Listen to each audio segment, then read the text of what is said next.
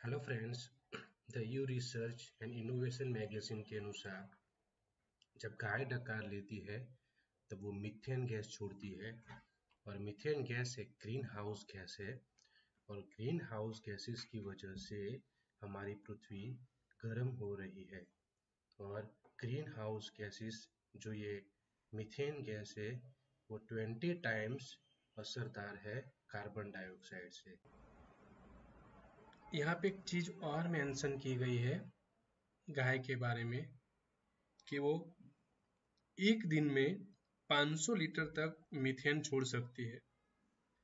मतलब कि एक गाय एक दिन में 500 लीटर तक मीथेन छोड़ सकती है।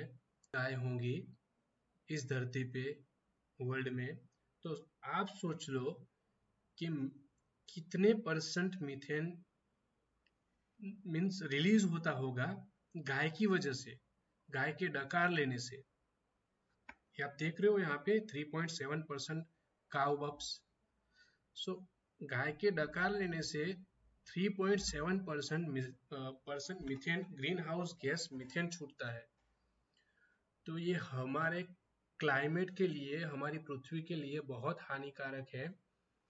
ग्रीन हाउस गैसेस की वजह से क्लाइमेट चेंज हो रहे हैं और हमारी पृथ्वी बहुत गर्म हो रही है।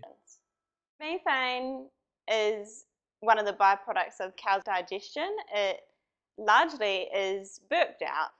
There's minimal amounts of microbial fermentation that happens in the large intestines as well, which means they fart out a very minimal amount of methane, but most of it comes out the front end. So it's cow burps, not cow farts.